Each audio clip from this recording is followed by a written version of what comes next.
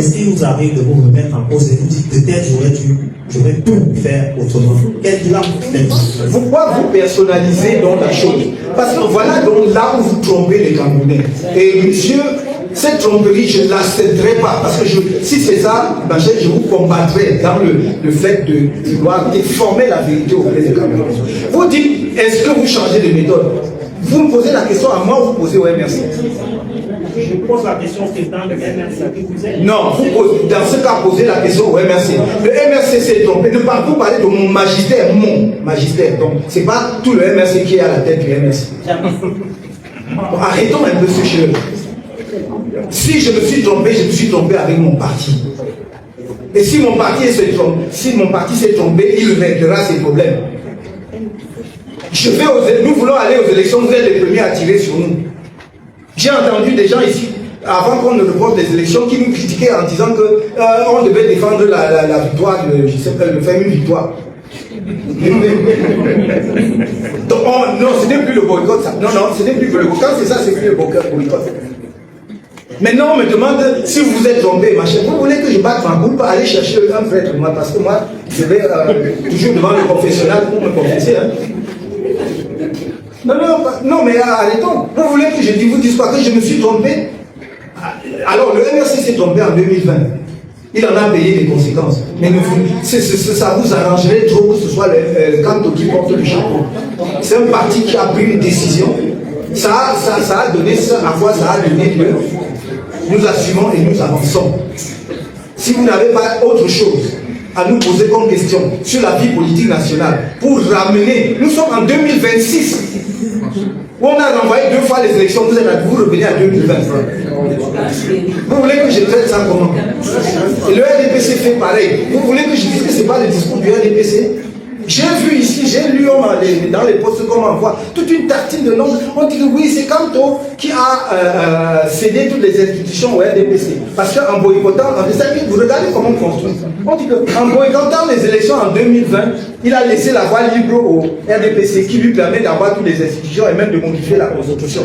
Comme si le fait pour nous de participer aux élections en 2020 nous garantissait la majorité à l'Assemblée nationale. C'est-à-dire une victoire telle que nous pouvions empêcher le RDPC de faire ce qu'il fait. Ceux qui sont allés aux élections 2020 ne sont pas à l'Assemblée. Pourquoi nous les Camerounais nous sommes comme ça? Pourquoi nous les Camerounais? On croyait que l'émergence faisait des folles.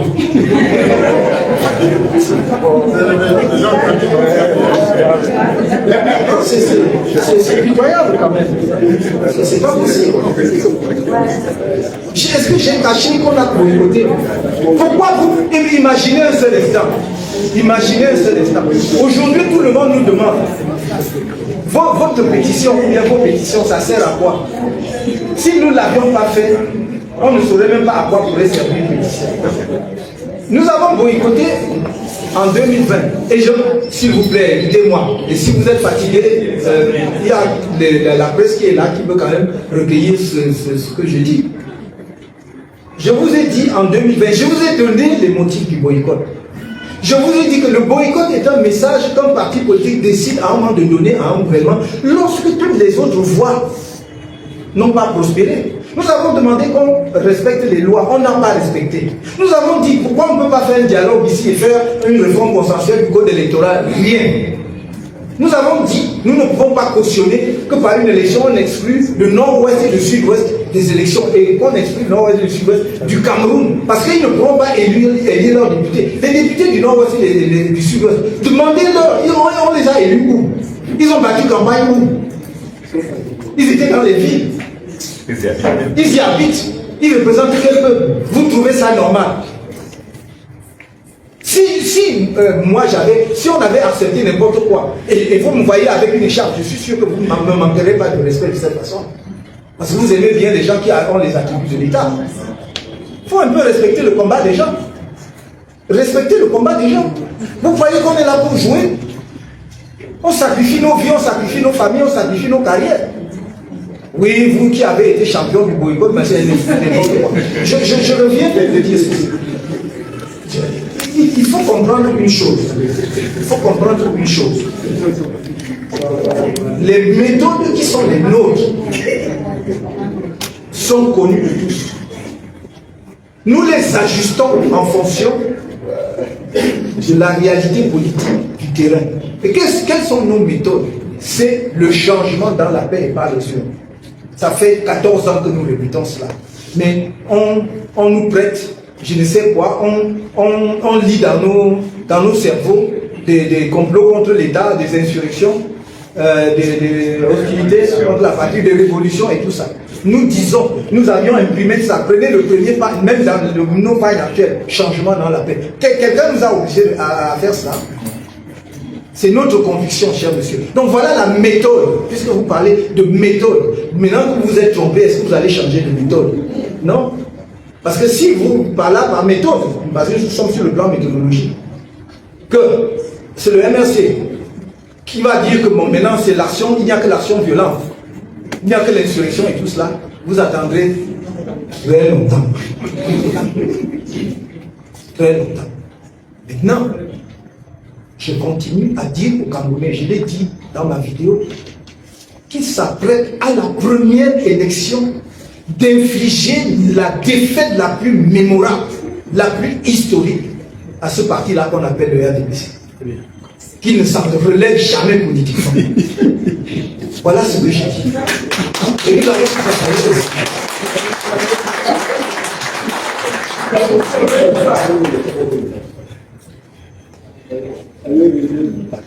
et un petit point comme codicile, je vous le dis, prenez les textes du MRC. Nos organes fonctionnent, monsieur, je n'ai pas votre nom, monsieur Camille. Nos organes fonctionnent. Demandez, voici le vice-président, voici le vice-président Kaigama Ismaël. Voici mon conseiller spécial. Voici les Sénacom, les secrétaires généraux, le secrétaire, alors ils sont là, les membres du directoire, ils sont là. Demandez-leur. Nous avons, et je crois que nous sommes un des rares partis politiques dans ce pays, à avoir une périodicité bimensuelle de réunion du directoire. C'est-à-dire que chaque mois, automatiquement, obligatoirement, nous nous réunissons 2 fois. Quand il y a des sujets urgents, nous pouvons nous réunir même 3 fois ou 4 fois. Vous voyez que les décisions se prennent pour que vous veniez dire, quand vous demandez-leur comment on travaille. Si je suis mis en minorité au directoire, je respecte la majorité, monsieur. Ils sont là, ils disent, ils acquiescent. Ça, c'est un avocat, il ne peut pas le faire. Ça, non, il faut arrêter un peu. Vous faites votre cinéma dans votre tête. Cherchez à connaître le vrai MRC. Peut-être que vous êtes tellement habitué au RDPC où on fait des soukas. Chez nous, on discute et on prend les décisions. Si nous nous trompons collectivement. C'est chaud. Voilà. Mais bien sûr que c'est chaud. Mais si nous nous trompons collectivement. C'est trop facile de dire vous, si vous. Il y a beaucoup de choses qu'on fait. Si c'était que moi, je ne ferais pas comme ça. Mais le directoire décide, et je dis que bon, voilà, j'ai mes camarades, mes amis, on a fait, et on y va. Parce que pour qu'on prolonge les élections municipales au-delà de 3 mois, normalement, le terme, ça devait être mai, plus tard, juin de cette année. Donc, ils ont effectivement modifié l'article 70 pour permettre au président de la République, puisque c'est la prolongation est d'ailleurs par décret, de prolonger autant de fois qu'ils veulent. Et je suppose qu'ils veulent que les élections législatives et municipales coïncident, si on est un peu rationnel, que les prolongations coïncident peut-être pour 2027, je suppose. Mais rien n'est sûr, si ça leur chante ce jour-là, ou bien quand il viendra le moment, soit ils peuvent encore prolonger, soit ils peuvent dire qu'on fait d'abord telle élection. Ils font ce qu'ils veulent. Et c'est ça le problème. Au lieu de débattre ça, vous passez votre temps à taper sur l'opposition. Vous ne voyez pas comment on malmène l'opposition. Il n'y a aucun pays au monde où on fait ça. Même les dictateurs. Parce qu'il vaut mieux être un dictateur clair, franc, net, qu'il n'y a même pas d'élection. Une fois, on reste tranquille. Comme ça, nous, on finit avec la bière. Et vous venez simplement ici, nous, on nous fait croire qu'on prend, on est là dehors, on ne dort pas. Après, on nous dit, on ne sait même pas, on proroge, on renvoie. Oh, non, on est là comme des toupies, on danse dans toutes les directions sans savoir un bon bas. Et ça va amuser les gens sur les plateaux de télévision dimanche, je ne sais pas quand ils vont dire, ah, voyez, le MRC, non, nous sommes très conscients. Parce que malgré tout cela, en dépit de toute cette adversité, regardez à quoi on est parvenu. On en est venu au point où nous avons amené le RDPC à fuir les élections. C'est ça notre victoire.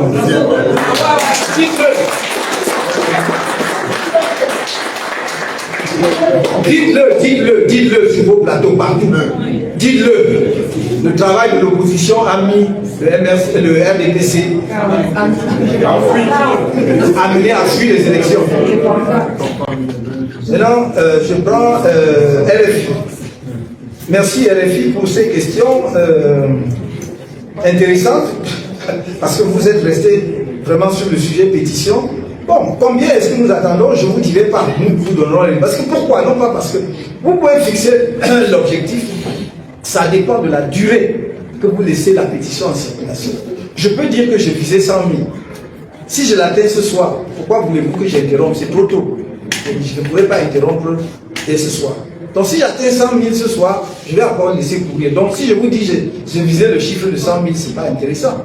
Sauf si vous voulez que je vous dise que je visais, on est 30 millions au Cameroun, je vais dire je visais 5 millions pour que vous disiez après, vous voyez, il visait 5 millions, il n'a eu que 100 000. Non. On va d'abord, nous savons, ce qui va déterminer en réalité, pour vous répondre, je ne vous prête pas d'idées ni d'intention, cher monsieur Adinaton. Ce que je veux dire tout simplement, c'est qu'on va déterminer en réalité nos objectifs en fonction de la durée que nous voulons donner à la pétition, c'est-à-dire laisser que la pétition circule. Si c'est une semaine, ça nous permettra de savoir. Pour l'instant, nous n'avons pas déterminé. Parce que ce n'est que maintenant que nous voulons lancer la campagne. Vous voyez que nous n'avons pas fait encore une campagne autour de la pétition. Aujourd'hui, là, nous lançons la campagne. Nos camarades, nos responsables, eux-mêmes vont entrer dans la campagne. Les Camerounais, vous avez vu que de plus en plus, tout le monde adhère, enfin tout le monde, mais non, une grande partie des Camerounais, et je me réjouis de ce rassemblement des Camerounais autour de cette pétition. Car ce n'est qu'ensemble que nous allons réussir ce que nous faisons. Et je l'ai toujours dit, ce n'est pas neuf, ce n'est pas nouveau. Ceux qui nous connaissent, MRC, savent que même depuis 2013 déjà, je disais que même dans le camp du RDPC, je sais qu'il y a des citoyens patriotes, des gens qui veulent que le pays change dans la bonne direction, qui se préparent à nous rejoindre le moment venu pour qu'on porte notre pays à notre niveau. Je maintiens ce discours. Je veux qu'on soit rassemblés. À plus forte raison, ceux qui sont dans l'opposition. Pourquoi nous passons le temps à nous tirer les uns sur les autres? Est-ce que ce n'est pas ridicule même? Nous nous donnons un spectacle, alors que les enjeux sont ailleurs. Donc le fait que je sente cette mobilisation autour de la pétition ne peut qu'être un motif de joie pour moi, quel que soit le citoyen camerounais qui appelle à signer cette pétition, je ne peux que m'en réjouir. Donc voilà ce que je peux vous dire. On ne peut pas, lorsqu'on aura déterminé la durée de la pétition, si nous voulons que la pétition, vous savez, il y a des gens qui laissent des pétitions sur 6 mois, il y en a qui le laissent pour 1 mois. Donc en fonction de cette durée, je vous dirai quel est ce que nous visons. À ce moment-là, on verra si on l'a atteint ou pas. Pour l'instant, on est en train de lancer, on va voir, parce que ça dépend aussi de la dynamique de la pétition. Si nous étions encore aujourd'hui, 3 jours, à peu près 3 jours après le lancement de la pétition, à 1000 machins, je commencerai à dire qu'il ne faut pas viser très haut. Mais là, on est dans une bonne dynamique et puis, bon, on va voir. On va voir si on laisse la pétition jusqu'à lundi prochain ou jusqu'à dans 2 semaines, il faut que nous sachions ce qu'on va faire.